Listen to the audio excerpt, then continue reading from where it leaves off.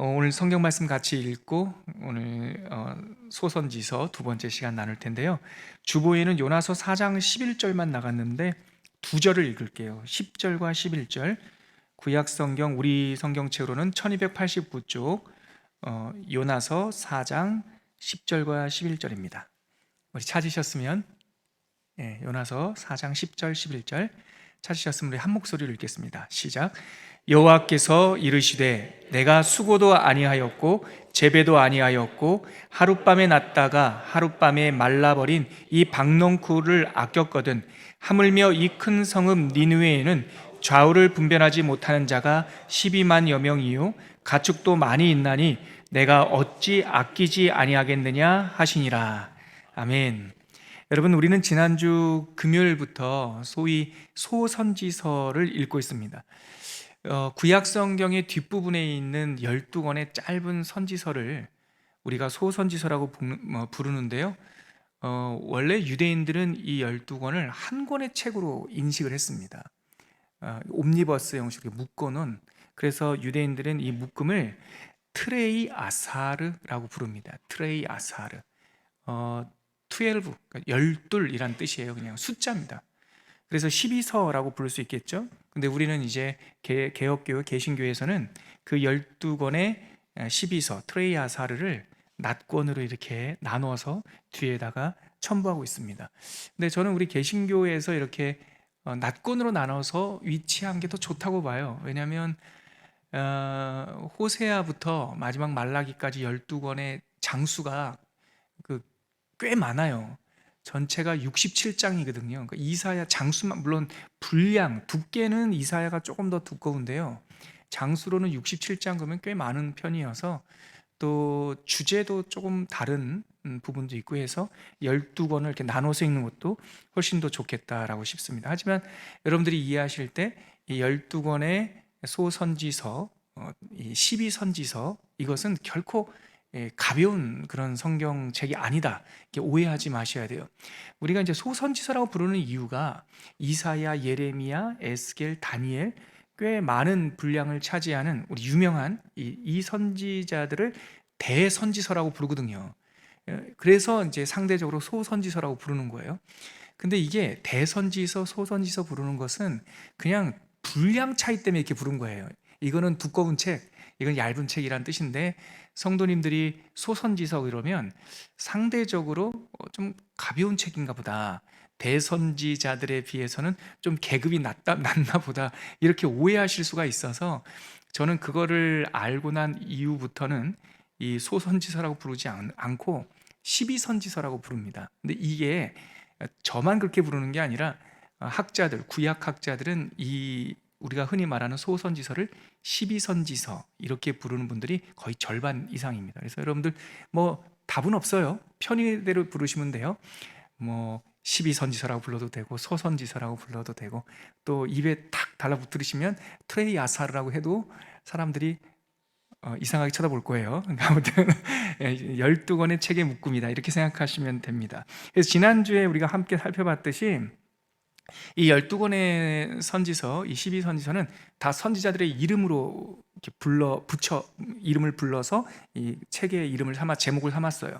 여러분들 강의 안에 또 성경책이 있지만 이거 암기하려고 애쓰지 마시고 강의 안에 있는 걸 보시면서 우리 호세아부터 말라기까지 12권의 선지서의 이름을 한번 읽어볼까요? 호세아부터요. 같이 읽겠습니다. 시작. 호세아, 요엘, 아모스. 여기서 끊고요.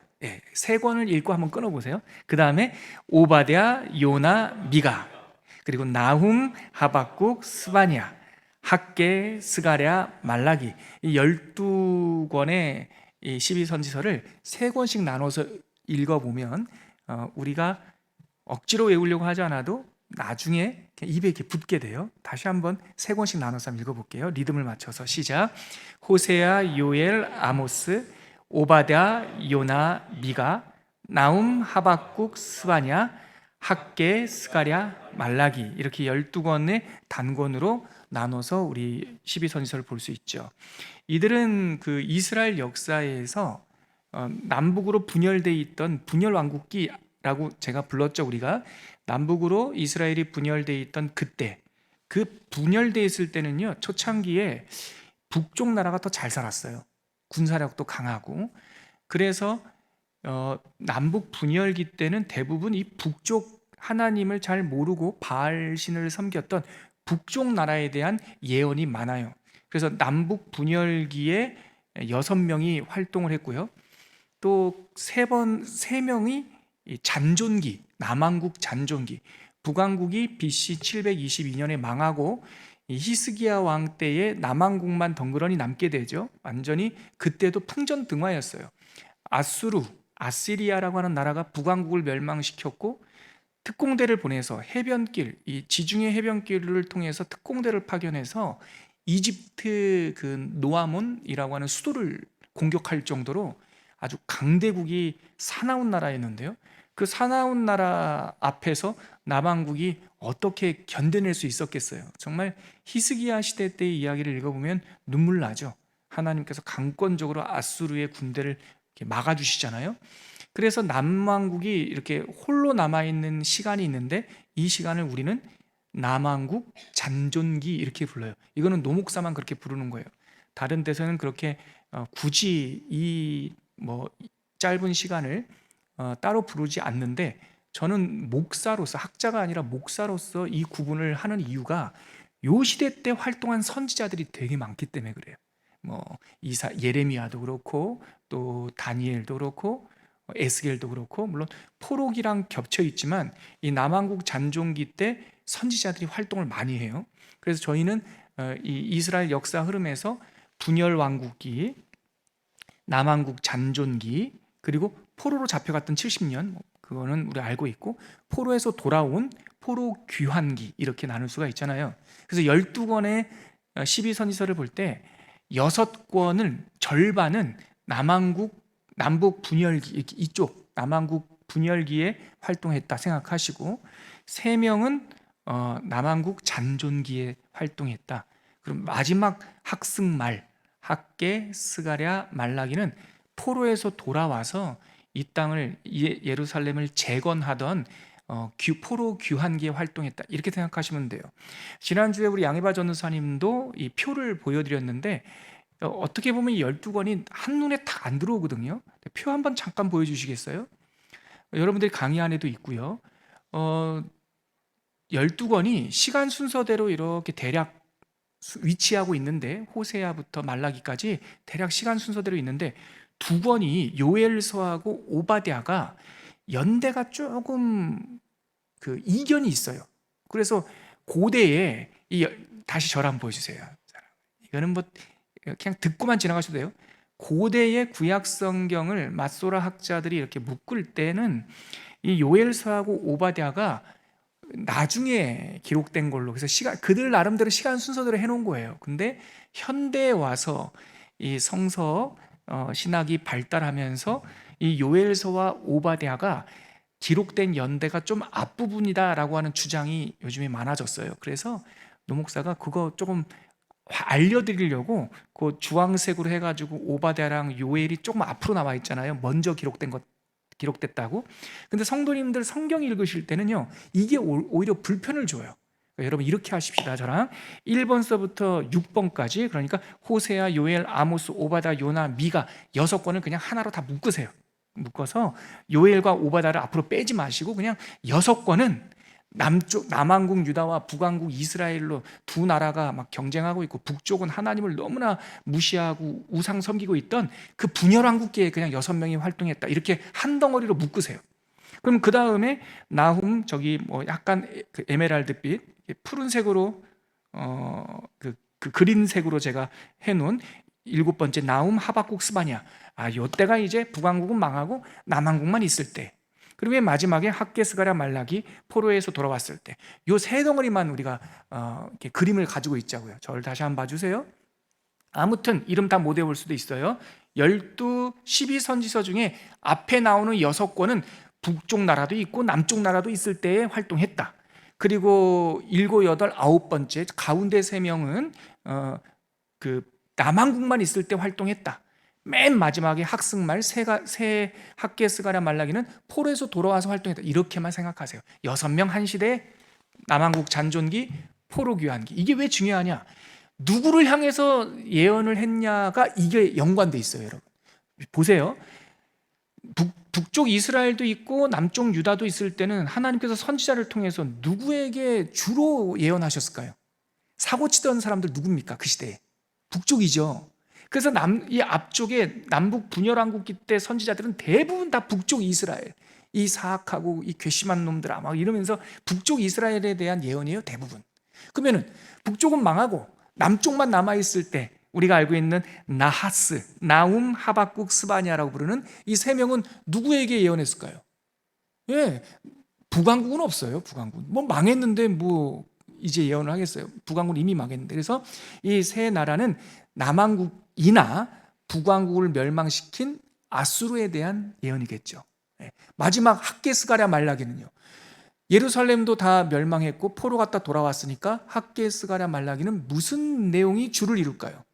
우리 예전에 포로 귀환기에서 스룹바벨 그리고 에스라, 느헤미야의 활동과 같거든요. 그러니까 성전 제대로 짓자, 하나님 제대로 믿자, 우리가 하나님을 향한 예배를 제대로 드리자, 다 이 내용이 뒤에 있어요. 그러니까 우리가 이미 알고 있는 이스라엘의 역사, 남북 분열왕국, 남왕국만 홀로 남았어요.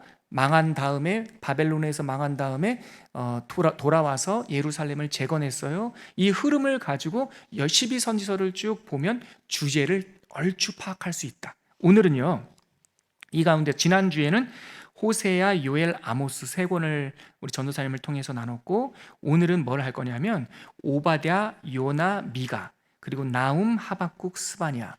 물론 다음 주 수요일까지 가면 학개라고 하는 성경도 읽는데, 학개는요 다음 시간에 다음 주에 세 권을 학개, 스가랴, 말라기 마지막 거를 묶어서 나누기로 하고요. 오늘은 이 남북 분열 왕국기에 있었던 세 명, 오바댜, 요나, 미가, 그리고 남왕국만 있었던 그 시대의 나움, 하박국, 스바냐, 이 6권만 제가 간략하게 설명드리고, 내일부터 여러분들이 이제 오바댜부터 읽잖아요. 그래서 이걸 참고하셔서 성경 통독에 도움을 받으셨으면 좋겠습니다. 그러면 먼저 네 번째 12선지서 중에 네 번째 성경, 오늘 나눌 오바댜를 한번 보죠. 강의 한 2페이지를 한번 참고하시면 될 것 같아요. 자, 오바댜서를 한마디로 말하면 뭐라고 할 수 있을까? 강의 안에 보면은 제가 옆에 성경 구절 한 구절을 이렇게 인용해서 문장을 써놨는데요. 오바댜서를 한마디로 말하면 네가 네 형제 야곱을 향한 포악으로 인하여, 그 죄 때문에 인하여 네가 부끄러움을 당할 것이다. 이게 주제예요. 오바댜는 12선지서 가운데 네 번째 성경인데요. 오바댜라는 말 이외에는 아무런 정보도 없어요. 왜냐하면 정보를 담을 양이 없어요. 딱 21절로 끝나요. 이거 신대원 장신대 총신대 신대원 기출문제입니다. 구약 성경에서 가장 짧은 성경은 무엇일까? 이거는 난이도 1이야, 1. 그냥 옵 그러면 돼요. 옵 오바댜가 제일 짧아요. 아시겠죠? 그래서 오바댜는 21절로 되어 있는 가장 짧은 성경, 구약 성경에서 가장 짧은 성경이고, 신약과 합쳐서는 아닙니다. 신약과 합치면 아마 요한 2서가 13절로 되어 있어서 제일 짧을 거예요. 아무튼 구약 성경에서 제일 짧은 거고요. 그래서 원 메시지예요. 무슨 메시지냐? 이스라엘의 형제 국가라고 할 수 있는 이 에돔, 에서의 후손들이 형제를 침공해 들어온 거예요. 이스라엘을 침공해 들어왔어요. 너무나 무도하잖아요. 무정하고 패도하죠. 그래서 하나님께서 오바댜라고 하는 선자를 보내서 에돔아, 네가 힘 좀 있다고 네 형제 이스라엘을 공격했는가? 너의 그 무도함 때문에 하나님께서 너를 부끄럽게 만들 것이다. 이게 오바댜서의 핵심입니다. 그래서 제가 강의 안에는 오바댜 1장 15절 한 절 이렇게 뽑아왔는데요. 우리 그 파란색으로 되어 있는 글자를 같이 한번 읽어보죠. 오바댜 1장 15절입니다. 시작.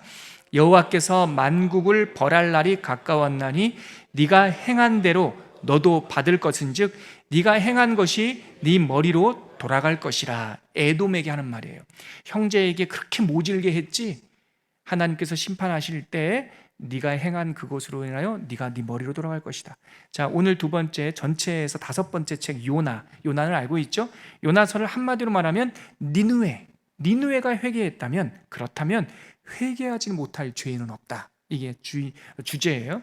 12선지서 가운데 다섯 번째 책인 요나서는 구약 성경에서 가장 유명한 에피소드 중에 하나죠.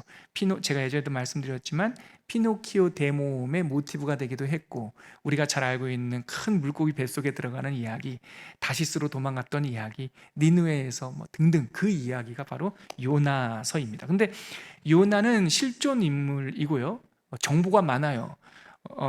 북왕국 여로보암 2세, 그러니까 남왕국하고 북왕국이 같이 있을 때니까 북왕국 여로보암 2세 때 아주 유명했던 선지자, 북왕국 선지자예요.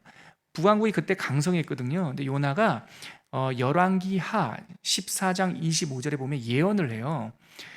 북왕국이 강성해져서 하맛 어귀, 저 북쪽 헐몬산 밑에서부터 아라바 바다, 사해 바다 옆에는 누가 있어요? 남왕국 유다가 있잖아요.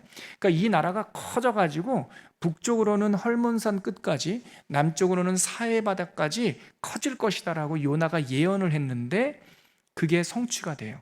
여로보암 2세 때. 그래서 예언 성취로 인하여 아주 유명한 선지자였어요. 근데 갑자기 어느 날 하나님께서 이스라엘에서 이미 유명한 선지자가 된 요나에게 남왕국도 아니고 아수르로 가라는 거예요. 이때는 아수르가 큰 패권국이 되기 전이에요. 아직 북왕국을 공격하기 전이에요. 그 아수르에 가가지고 하나님의 경고를 전하라.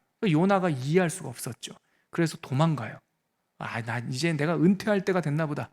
내가 꿈만 꾸면 도대체 내가 동의할 수 없는 명령만 자꾸 주시니까 이제 내가 은퇴할란다 하고 이 사람이 다시스라고 하는 저기 이상향, 스페인으로 가서 거기서 살려고 도망가다가 배가 파손하고 물고기 뱃속에 들어가서 인간의 실존적인 내가 왜 사나 막 이런 고민에 빠지다가 회개기도 하고 고래가 퍽 뱉어냈더니 니느웨로 가는 저쪽 동쪽 방향이어서, 그래서 하나님의 은혜 가운데 살아나서 갔는데 그 성격이 안 바뀌어요. 그래서 도시가 꽤 커가지고 한 3일 정도 가면서 진득하게 전해야 되는데, 여러분들이 알다시피 요나가 시큰둥 해가지고 하루 만에 그냥 대충 지나가면서 회개하시오, 하시든지 말든지 그러고 나서 언덕에 올라가가지고 이렇게 앉지 않습니까? 사장이 보면. 그래서 저 도시가 망하나 안 망하나 지켜보자 이렇게 했던 그 이야기가 요나서입니다. 오늘 우리가 한 걸음 더 깊게 나눌, 우리가 방금 읽었던 요나서 4장 10절 12절 그 내용이 요나서의 내용이죠. 조금 이따가 조금 더 살펴보기로 하고, 핵심은 뭐냐? 하나님께서 포기하지 않는다라는 거예요.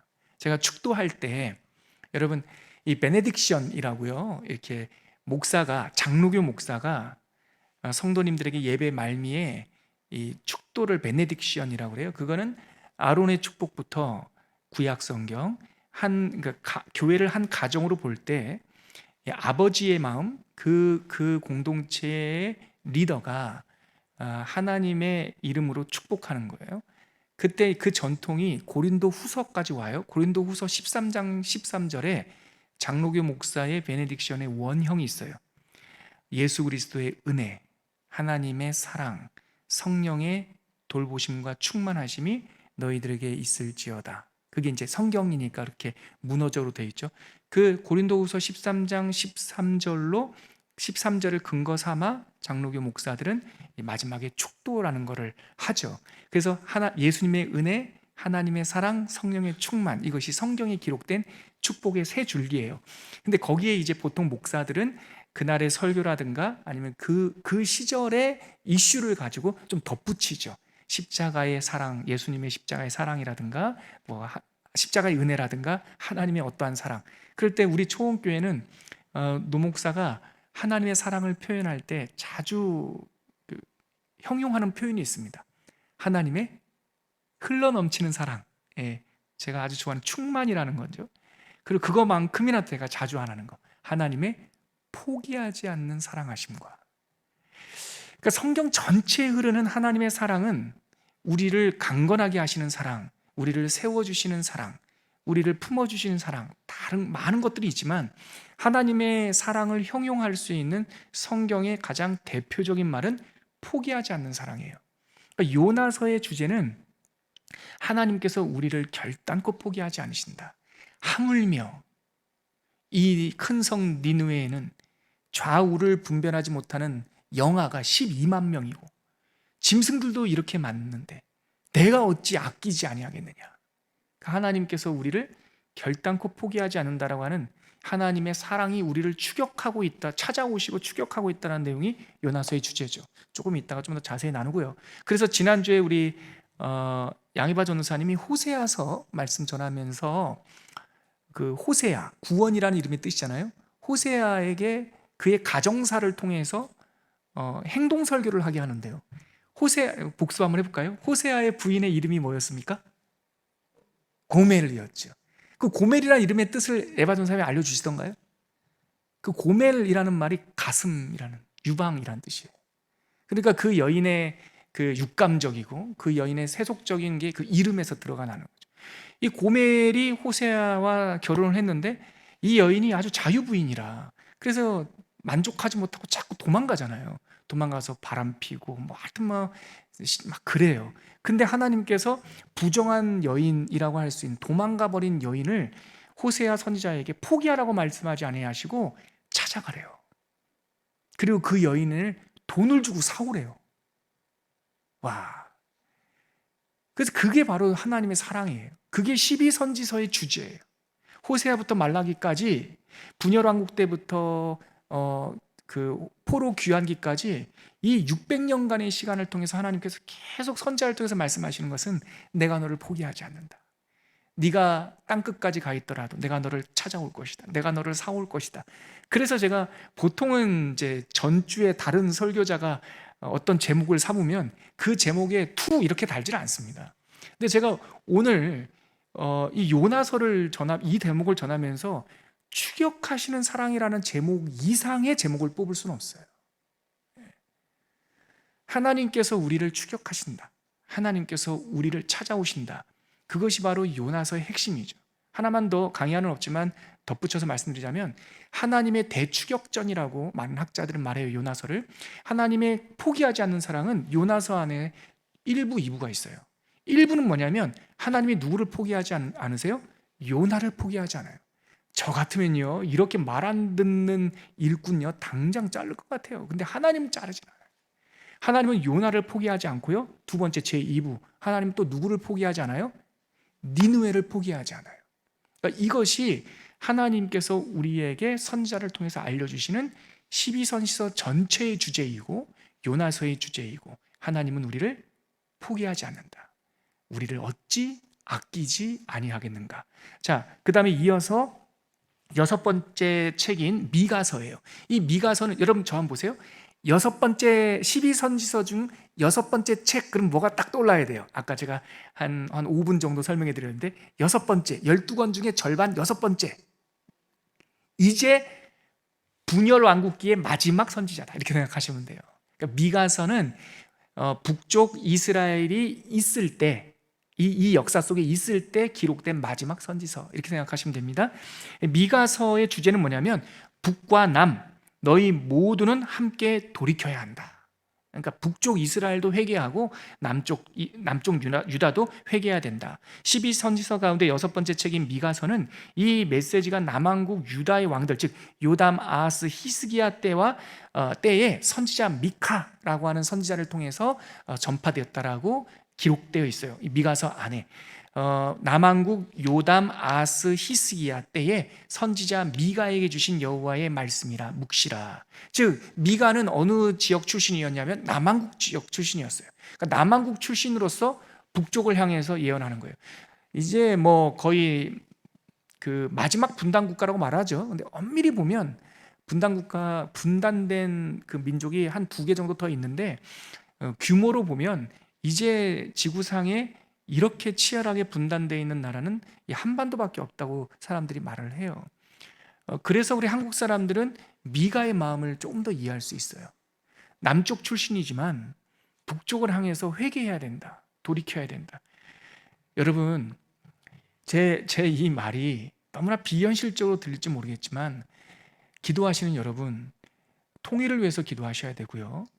북한의 그 어린 지도자 김정은이 빨리 회개하고 그 포갑 정권이 무너지고 하나님의 자유, 하나님의 복음이 그 북한 땅, 동방의 예루살렘이라고 정말 그 별명을 불렀던 그 평양 땅에 다시 교회가 세워지기를 여러분들 정말 기도하셔야 됩니다. 분단된 시대가 너무나 오래돼서 이런 얘기하면 뭐 철진한 옛날 낭만적인 이야기로 들을 수 있는데요. 아니에요. 하나님께서 우리에게 더 많은 것을 주셨다면, 자유를 주시고 또 믿음을 주시고 은혜를 주셨다면 그것은 어디론가 흘러가야 돼요. 미가가 남한국 유다 출신이지만 북쪽을 향해서 회개하고 회개를 선포하고, 근데 그 북쪽뿐만 아니라 우월감에서 하는 것이 아니라 남쪽이나 북쪽이나 얼만큼 죄를 지었든 간에 주홍색이나 진홍색이나 똑같단 말이죠. 여호와 앞에 나오면 다 깨끗해질 수 있다라고 했던 그 이사야, 같은 시대에 활동했어요. 이사야와 미가는. 그래서 그 메시지를 선포하고 있죠. 방금 말씀드렸듯이 미가라고 하는 이름은 그와 같은 이가 누군가, 후라는 뜻이에요. 미카. 이 이름에도 주제를 담고 있죠. 그 남북 왕국 분열기에 여호와 유일 신앙, 여호와만 우리 하나님이라고 하는 신앙이 자꾸 흔들렸어요. 그래서 그 동시에 활동했던 사람이 누구라고요? 아까 큰 대선지사 이사야죠. 이사야라는 뜻이 나의 구원자는 여호와라는 뜻이에요. 그러니까 왜 그런 이름이 메시지가 되었나? 미카, 여호와 같은 이가 누구인가? 즉 하나님은 누구란 말이냐? 그 말은 그 시대에 여호와 중심 신앙이 흔들린 거예요. 그래서 하나님께서 미가 선지자를 통하여 하나님만 유일하신 신이시고 그분만 우리의 주권자라고 하는 것을 선포하고 있죠. 그리고 미가서의 특징 중에 하나가 지도자의 타락을 경고해요. 북쪽이나 남쪽이나 특별히 북왕국 이스라엘의 귀족들, 그 왕들이 백성들을 억압하고 박해하고 그 나라가 곧 망할 줄도 모르면서 사사로움을, 사익을 막 추구하거든요. 그 모습을 보면서 미가는 자기의 역할을 감당하지 못하는 지도자들의 그런 권위주의이고 사적인 죄악은 식인 행위와 같다, 사람을 잡아먹는 것과 같다라고 표현하고 있어요. 여기서 우리가 두 번째 기도 제목, 미가서 읽으실 때 이 나라의 위정자들을 위해서 여러분들 꼭 기도하셔야 돼요. 정치 뉴스 보면은 정치인들이 너무 혐오스러울 때도 있죠. 근데 그거는 한쪽 편만 사실 치우친 것도 있어요. 뉴스에서 정치인들의 미담 얘기는 잘 안 합니다. 안 좋은 얘기여야지 사람들이 클릭을 많이 한다며요. 그러니까 안 좋은 배드 뉴스를 우리는 자주 접하게 되지만, 그렇다고 해서 여러분 그런 안 좋은 뉴스에 매몰돼서 이 땅의 크리스찬들이 대통령을 위해서, 국회의원들을 위해서, 또 사법부를 위해서, 또한 선생님들과 각계 경제, 사회, 문화, 리더십들이 있는 사람들에서 우리가 기도를 혐오감 때문에 기도를 멈춰버리면 백성이 죽어요. 그러니까 우리 크리스찬들은 정파를 떠나서, 정파는 바람이라고 항상 그랬습니다. 진자 운동과 같아요. 야당이 여당 됐다가 여당이 야당 됐다가 중요하지 않아요. 항상 이 땅에 있는 지도자들, 리더들을 위해서 여러분들이 진지한 마음으로 기도해야 된다. 안 그러면 백성들이 죽는다. 미가서에 그 내용이 나오죠. 미가서 3장 1절로 3절 상반절에 보면 강의 한 3페이지 한번 보세요. 거기 지도자들에 대한 이 경고가 나와 있는데요. 우리 강의안을 한번 읽어보죠. 긴 본문이니까 강의안에 짧게 요약된 미가서 3장 1절 이하 요약된 본문을 한번 읽어볼게요. 시작. 야곱의 우두머리들과 이스라엘 족속의 통치자들아 들으라. 너희가 선을 미워하고 악을 기뻐하여 내 백성의 가죽을 벗기고 그 뼈에서 살을 뜯어 그들의 살을 먹으며. 여기 보세요 여러분. 야곱의 우두머리 누구를 말합니까? 남왕국 유다의 지도자들을 말하는 거고요. 이스라엘 족속의 통치자들아, 북왕국 이스라엘의 지도자들을 말하는 거예요. 남이나 북이나 똑같이 선을 행하지 않고 악을 기뻐해서, 그래서 그러한 불의한 행동들은 백성들의 가죽을 벗긴다는 거죠. 근데 이 표현이 우리 조선에도 우리 동양에도 있죠. 이 고륙을 벗겨 먹는다라고 하는, 탐관오리들이 하는 일들이 그런 거였다는 거예요. 그래서 미가 선지자는 그들에서 뼈에서 살을 뜯어 그들의 살을 먹는다. 그러니까 지도자들이 하나님의 긍휼 속에, 하나님의 통치 속에서 벗어나면 참 큰 재앙이 닥쳐요. 뭐 전염병이나 경제 위기 이런 거는 정말 비교할 수 없어요.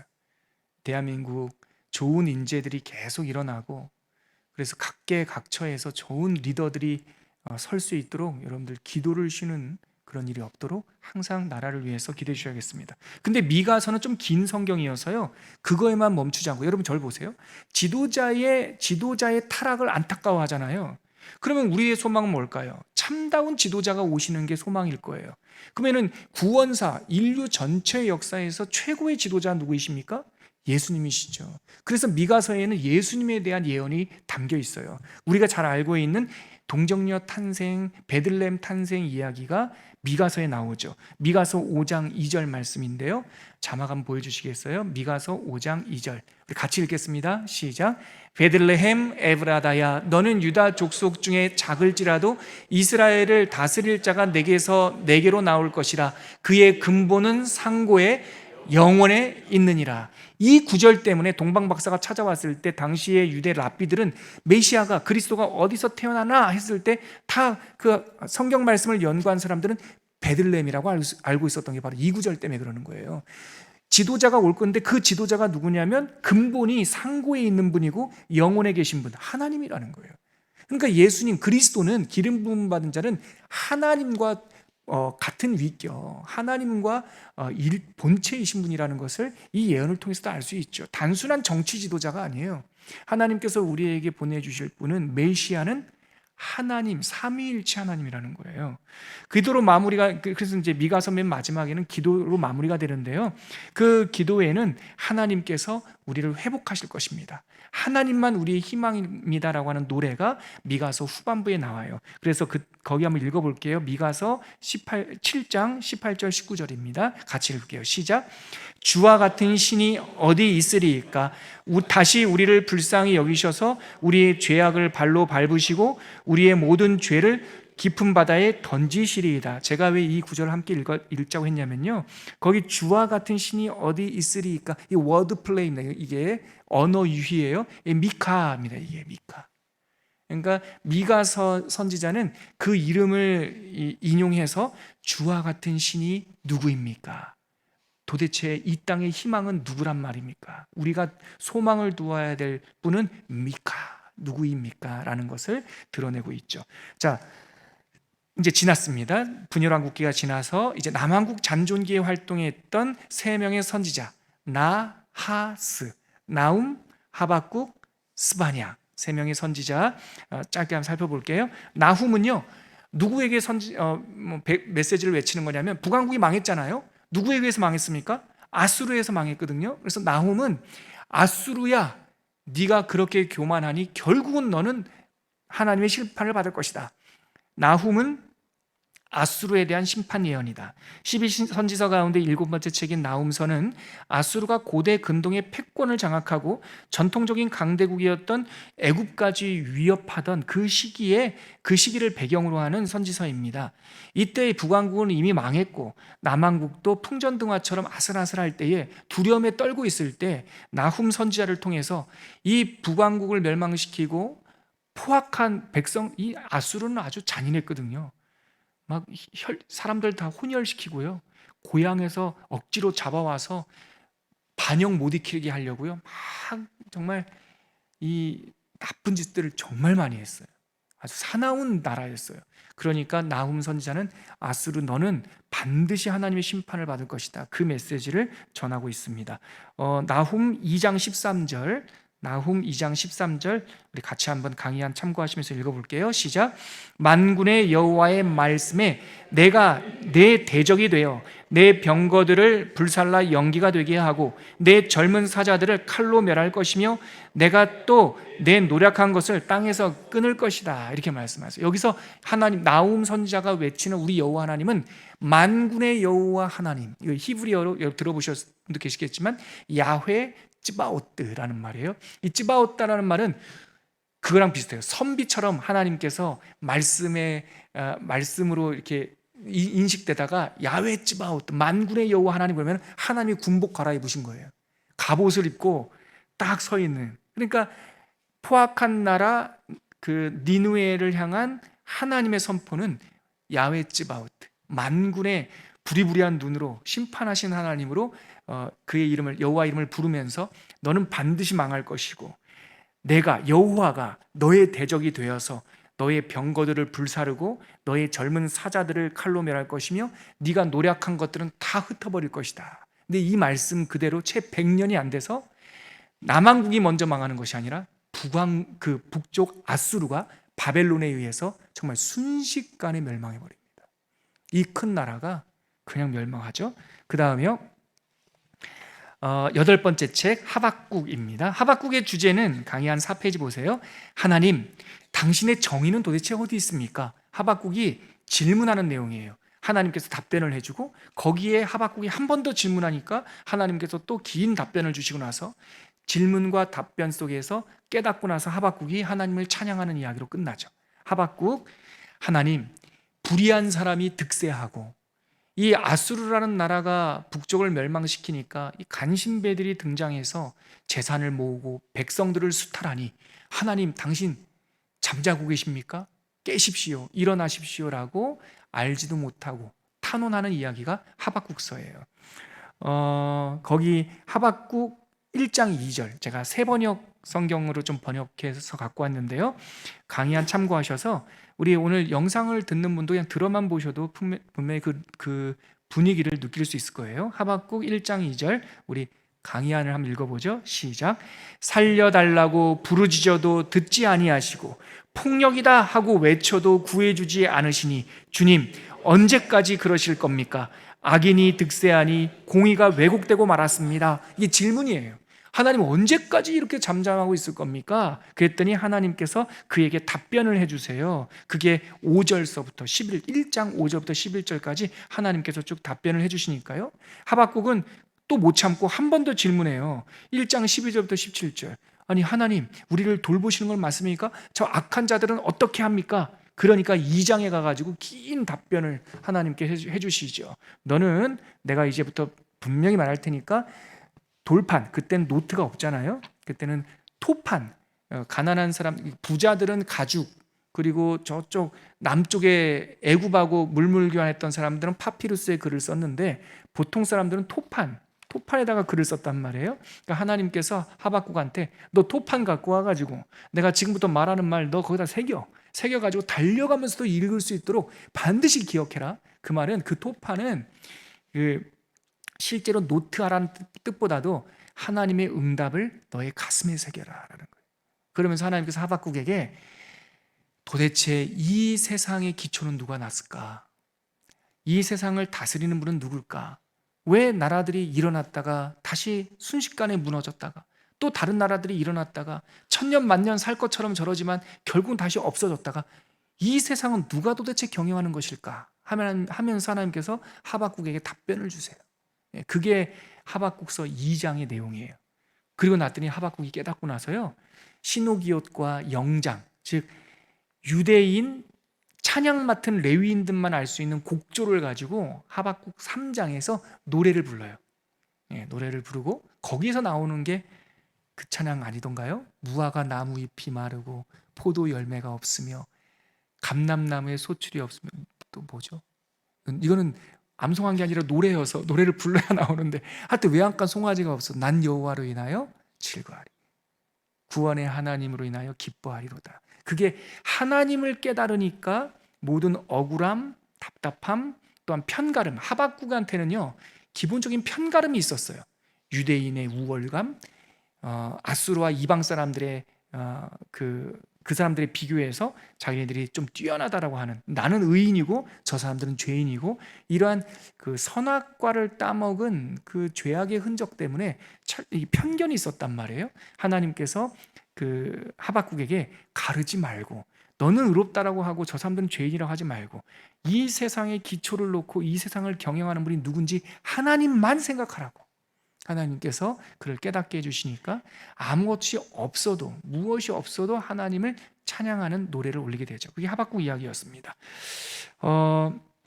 강의에 보니까 하박국 2장 2절 제가 이렇게 갖고 왔네요. 우리 하박국 2장 2절 한번 같이 읽어볼게요. 시작.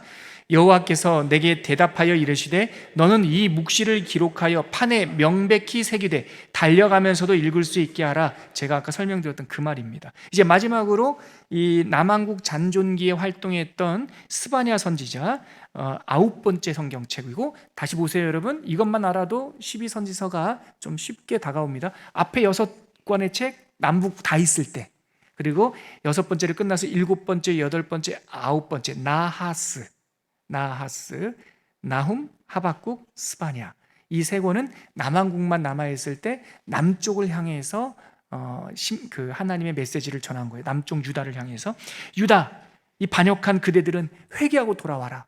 북왕국 망하는 거 못 봤냐? 폐역하면 저렇게 망하는데 지금 북쪽에 아수르가 이렇게 으르렁거리고 있는데 우리가 하나님을 의지하지 않고서 어떻게 살 수 있겠나? 그게 스바냐서의 핵심이에요. 12선지서 가운데 9번째 책은 스바냐서입니다. 이 책은 남한국 잔존기 때 활동한 마지막 선지서이며 하나님의 경고와 진노를 두려워하여 회개하고 하나님께 돌아오라고 선언하고 있습니다. 메시지 주제는 바로 이 비슷한 시기에 활동했던 사람이 예레미야 선지자거든요. 회개하고 돌아와라.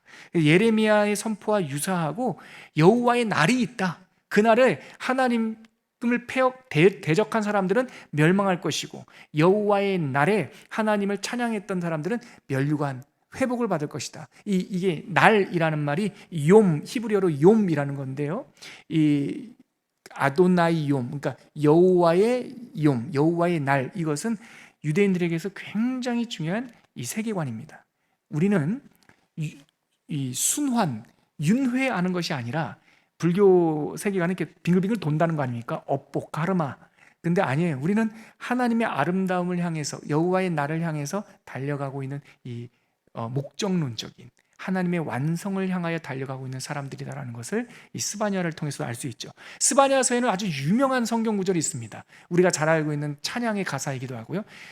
너의 하나님 여호와가 너의 가운데 계시니, 그 찬양의 가사가 스바냐서인데요, 스바냐서 3장 17절입니다. 우리 자막 한번 보여주시겠어요? 스바냐서 3장 17절. 네, 같이 한번 읽어볼게요. 시작. 너의 하나님 여호와가 너희 가운데 계시니 그는 구원을 베푸실 전능자이시라. 그가 너로 말미암아 기쁨을 이기지 못하시며 너를 잠잠히 사랑하시며 너로 말미암아 즐거이 부르며 기뻐하시리라 하리라. 아멘. 스바냐서 메시지는 회개하고 돌아오라는 것인데, 회개하고 돌아오면 어떤 일이 일어나냐? 하나님께서 우리로 말미암아 기쁨을 이기지 못하시며. 근데 이 표현이요, 예전에 제가 말씀 체험하고 너무나 좋았던 표현이었는데, 이 단어가 춤추다라고 하는 단어하고 같아요, 뿌리가. 그러니까 여호와의 법궤가 들어올 때 다윗 왕이 그 법궤 앞에서 뭐 했습니까? 춤췄죠. 잃어버린 법궤가, 하나님의 임재에 상징하는 법궤가 들어올 때 다윗이 춤을 췄듯이 잃어버린 백성이 다시 하나님께 회개하고 돌아올 때 예수님 말씀에 따르면 천국에서 잔치가 열린다잖아요. 그때 너의 하나님 여호와가 너희 가운데 계신다. 그 하나님께서 보좌에서 벌떡 일어나셔서 덩시 춤을 추신다는 게 스바냐서의 3장 17절의 이야기예요. 그래서 스바냐 그러면 저한테는요, 춤추시는 하나님이에요. 나와 함께 춤을 추시는 하나님. 너무 좋은 성경책인데요, 이번 주에 읽으시면서 은혜를 묵상하시길 바랍니다. 시간이 많이 됐는데 아까 제가 거의 메시지 다 전했는데요, 오늘 우리가 하나만 더 생각해 볼 게 바로 아까 요나서, 추격하시는 하나님에 대한 건데, 제가 이렇게 설교 대지를 적어 갖고 왔는데요, 오늘은 여러분들에게 안 나눠드린 것 같아요. 필요하신 분 말씀하시면 파일 보내드릴게요. 시간 조금 남아있는 거 제가 요점만 한번 읽어볼게요. 여러분 들어보세요. 여러분, 현대사회에서 거짓 종교와 참 신앙을 구분하는 것은 매우 중요한 일인데, 거짓 종교, 그러니까 종교와 신앙을 어떻게, 너무 비슷하거든요. 어떻게 구별할 수 있는가? 다양한 기준이 있는데 대표적인 기준은 뭐냐면, 종교는 사람이 찾아가는 거예요. 그래서 구도자라는 말은 종교의 용어예요. 그러면 신앙, 성경에서 말하는 하나님의 사건은 뭐냐? 인간이 찾아가는 것이 아니라 하나님이 찾아오시는 거예요. 그래서 추격하시는 하나님의 사랑이라는 말이, 이게 참 성경적인 메시지인 거예요. 우리는 하나님을 추구해서 믿음이 생긴 것이 아니라 하나님이 찾아오심으로 우리에게 믿음이 생기고 구원이 발생한 거예요. 그래서 성경에서 말하는 구원 사건은 인간의 승리가 아니라 하나님의 승리인 거죠. 그래서 12선지서에서 계속 말하고 있는 것은 오늘 설교 제목, 지난주에 나눴던 것처럼 포기하지 않는 하나님, 추격하시는 하나님이라는 뜻이에요. 이것은 성경 창세기부터 계시록까지 쭉 나와요. 아담과 하와가 타락했을 때 아담은, 하와는 나무 뒤로 숨었어요. 뭐해서? 두려워서. 그때 날이 선선할 때에 아담을 찾아오신 분이 있었는데 그분이 하나님이세요. 아담아, 아담아, 내가 어디 있느냐? 이 하나님께서 아담을 찾으시는 이 목소리가 구원의 시작이었던 거예요. 그래서 하나님은 우리를 계속 찾으세요. 병균아, 네가 어딨냐? 초원아, 네가 어딨냐? 아무개야, 네가 어딨냐라고 하나님은 잃어버린 우리들을 계속 찾으시는 것. 요나서가 바로 그 이야기를 우리들에게 보여줘요. 하나님께서는 이 세상에 존재하는 것 가운데 악을 제외하고, 악은 뭐냐? 어떤 실체가 아니라 하나님을 떠난 것이 악이에요. 그러므로 하나님의 창조 질서 안에 있는 모든 것 중에 하나님께서 기뻐하지 않는 것이 아무것도 없어요. 하나님께서 창조하셨기 때문에 다 옳아요. 인간이 그것을 가지고 집을 나가서 문제인 거지, 하나님께서 아끼지 않냐는 건 아무것도 없어요. 요나서 4장 10절에 뭐랍니까? 야, 네가 하룻밤에 났다가 하룻밤에 말라져 버리는 이 박농쿨을 그 박농쿨이 누가 주셨냐면 하나님이 주셨단 말이에요. 요나가 심지도 않았고요, 잡초도 안 뽑았어요. 요나는요 정말 괘씸하게 니느웨 언제 망하나 이렇게 보고 있었는데 하나님께서 그 햇볕이 너무나 뜨거워서 그 요나가 지칠까봐 거기다가 박넝쿨을 이렇게 주신 거예요. 그러니까 주신 이도 하나님이신데 하나님께서 그거를 시청각 교제로 삼으신 거죠. 박넝쿨 그늘이 있으니까 얼마나 좋습니까? 근데 그 다음 날에 벌레를 먹어가지고 그 박넝쿨을 싹 없앴어요. 그랬더니 하나님한테 막 투덜투덜 정말 화를 내잖아요, 요나가. 하여튼 희한한 선지자예요. 우리랑 비슷해요, 우리랑. 박농쿨 있을 때 막 좋다가 박농쿨 마르면은 하나님 날 싫어하는 거죠? 막 이러면서 죽여주세요. 요나서에서 죽여달라는 말이 3번 나오거든요. 참, 3번 다 살려주시죠.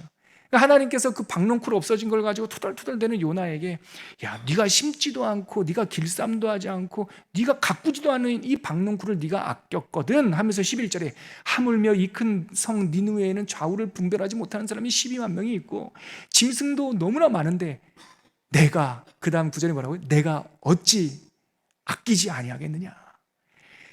여러분, 이렇게 끝나는 세상 경전이 어디 있습니까? 이게 어떻게 종교입니까? 여러분, 사람들이 만들어서 사람들이 각색한 경전 같으면 하나님께서 어찌 아끼지 아니하겠느냐 점점점 끝이라니까요. 요나서 4장 13절은 없어요. 아니 12절은 없어요, 여러분. 11절하고 끝이에요. 그거는 하나님의 독백, 하나님의 사랑이에요. 내가 너를 포기하지 않는다고, 내가 너를 아낀다고. 너의, 이사야 표현처럼 너의 죄가 붉고 진홍같이 붉을지라도, 주홍같이 붉을지라도 나한테 오면 내가 눈과 같이 희게 해줄 거야. 그 이야기를 요나서를 통해서 계속 해주시는 거예요. 근데 인간들은 자꾸 도망가요. 왜냐하면 오늘 설교의 핵심이 이겁니다. 인간의 본성에는 하나님을 피해 도망가고 싶은 본성이 있다는 거예요. 이게 죄의 오염입니다. 에리 프롬이라고 하는 그 철학자가 1941년이던가요? 1941년에 자유로부터의 도피라고 하는 책을 썼어요. 이 책의 요지는 뭐냐면, 인간의 역사 속에서 자유를 쟁취하기 위해서 패권 왕하고도 싸우고 또한 군주하고도 싸우고 했는데, 현대 사회에 와가지고 인간들이 스스로 자유를 포기하는 것 같다는 거예요. 자기의 권리를 포기한다는 거예요. 왜 그런가 도대체? 그렇게 목숨 걸고 자유를 쟁취하려고 했지만 정작 자유의 시대가 됐는데 사람들은 그냥 기껏해야 먹고 마시고 노는 걸로 자기를 종삼단 말이에요. 그러면서 에리 프롬이 깨달은 인간의 본성이 있어요. 진정한 자유란 억압과 권력으로부터의 자유가 아니라 어디로 가야 되는 자유가 있다는 거예요. 이 어디로 가야 되는 자유를 발견하는 것이 진정한 자유의 완성이라는 거예요. 나오는 것만 자유 아니에요. 나와가지고 갈 곳이 없으면 방황이에요. 우리가 세상에서 보세요. 엑소더스, 출애굽기입니다. 엑스호도스, 즉 그 길에서 나왔다는 거예요. 구원이란 어떤 길입니까? 애굽의 길, 세상의 길에서 X 구원해 주셨단 말이에요. 근데 그들이 X 해가지고 광야에서 그냥 다 끝날 것 같으면 그 사람들은 왜 나왔어요 도대체? 진정한 자유란, 진정한 출애굽이란 홍해를 건너서 애굽의 길, 그 호도스에서 엑스했으면 그 다음에는 가나안 땅으로 들어가야 된단 말이죠. 요단강을 건너야 된다고요. 이것이 바로 자유의 완성이라고 철학자는 철학자의 언어로 말하는데, 성경 요나서에는 우리들에게 진정한 자유는 하나님을 피해 도망가는 것이 아니라 하나님 안으로 들어가는 것이다. 때로는 그 하나님의 뜻이 너무나 커서 내가 이해할 수 없고, 아니 어떻게 니느웨에 가서, 아수르에 가서 복음을 전하라고 합니까? 그러나 하나님의 사랑은 니느웨조차, 아수르조차 사랑하신다는 것을 우리들에게 보여주고 있는 것이죠. 하나님이, 여러분 보세요, 왜 하나님이 우리를 추격하십니까? 왜 우리를 그의 사랑에 쫓아오셔요? 우리의 본성은 계속 도망가고 있기 때문에 그래요. 이거를 깨달으셔야 돼요. 가만히 있을 수 없어요. 우리는 하나님을 계속 바라지 않으면 우리 인간의 본성은 나도 모르게 자꾸 도망가요. 그러니까 하나님을 추구하고 하나님 안으로 들어가야 돼요. 들어가서 그 안에 거할 때, 계속 노를 저을 때 우리는 하나님과 동행할 수 있는 것이죠. 이것이 바로 오늘 우리가 요나서를 통해서 알게 되고 배우게 되는 나를 추격하시는 하나님의 사랑 이야기였습니다. 오늘 소선지서 12선지서 두 번째 시간을 맞추면서 마지막으로 찬양 올려드리고 이 시간을 마무리하고 싶은데요, 주님의 사랑이죠. 주님의 사랑이 우리를 추격하시고 나를 완성하신다. 어떤 분한테는 좀 생소한 찬양일 수 있겠는데요, 하나님의 사랑을 노래하는 찬양 우리가 기도처럼 같이 올려드리도록 하겠습니다. 주님의 사랑이 나를 숨쉬게 해. 주 사랑이 나를 숨쉬게 해. 세상 그 어떤 어려움 속에도 주 은혜로 나를 돌보시며, 주 은혜로 나를 돌보시며 세상 끝날까지 지켜주시네. 주 사랑이 나를 이끄시네. 주 사랑이 나를 이끄시네. 내가 갈 수 없는 그곳으로, 내가 갈 수 없는 그곳으로 주의 사랑 나를 붙드시며 세상 끝날까지 인도하시네. 세상 끝날까지 인도하시네. 주님만이 내 아픔 아시며 주님만이 내 맘 어루만지네.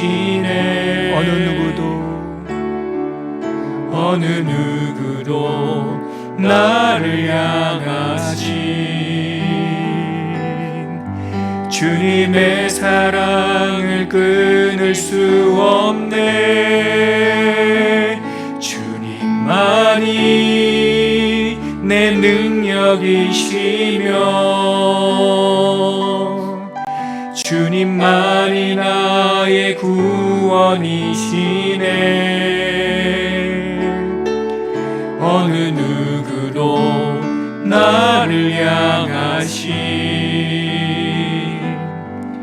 주님의 사랑을 주님만이 내 아픔 아시며 주님만이 내 아픔 아시며 주님만이 내 맘 어루만지네. 어느 누구도 나를 향하신 주님의 사랑을 끊을 수 없네. 주님만이 내 능력이시며 주님만이 나의 구원이시네. 어느 누구도 나를 향하신 주님의 사랑을 끊을 수 없네. 여러분, 우리가 오늘 말씀을 거두면서 기도할 때 두 가지만 딱 기억하면 좋을 것 같아요. 아담의 후손, 하와의 후손인 우리들에게 우리 본성의 죄의 오염으로 인하여 하나님으로부터 자꾸 도망가려고 하는 본성이 있다. 그런데 하나님의 사랑이 나를 끝까지 추격하신다. 시편 말씀처럼 비록 내가 세상 끝에 있을지라도 주가 나를 날개로 업으셔서 우리를 인도하신다라고 하는 그 사랑, 이것만 알아도 우리들의 믿음이 완전히 달라집니다. 나를 포기하지 않는 하나님, 그 하나님의 사랑이 나를 이끌고 나를 붙들고 계십니다. 우리 이 고백으로 하나님께 기도하도록 하겠습니다. 함께 기도합니다. 우리를 사랑하신 하나님, 감사합니다. 이 믿음이 우리들의 삶의 중심에 자리하게 하여 주시옵소서. 세상의 어떤 것도 우리를 향하신 하나님의 사랑에서 우리를 끊을 수 없다라고 하는 이 선포가 우리들을 향한 하나님의 믿음이 되게 하여 주시옵시고, 하나님, 우리가 하나님께서 우리에게 주시는 이 마음과 이 믿음과 이 사랑을 가지고 세상의 어떤 풍파와 환난 속에서도 뒤로 물러가지 않고 하나님의 그 사랑의 힘을 힘입어 앞으로 진리를 보할 수 있는 하나님의 믿음의 사람, 하나님의 자녀가 되게 하여 주시옵소서. 우리의 상처를 만져주신 하나님, 우리의 능력이 되신 하나님, 그 하나님의 사랑으로 하나님 앞에 또한 세상 가운데 넉넉하게 살아갈 수 있는 사랑과 믿음의 용사들이 되게 하여 주시옵소서. 내가 확신하노니 사망이나 생명이나 천사들이나 권세자들이나 현재일이나 장래일이나 능력이나 높음이나 깊음이나 다른 어떤 피조물이라도 우리를 우리 주 그리스도 예수 안에 있는 하나님의 사랑에서 끊을 수 없으리라. 이 말씀이 예수 그리스도를 통하여 응답된 줄 믿습니다. 사랑 누리고 살아가는 하나님의 친백성 되게 하여 주시옵소서. 예수님의 이름으로 기도합니다. 아멘.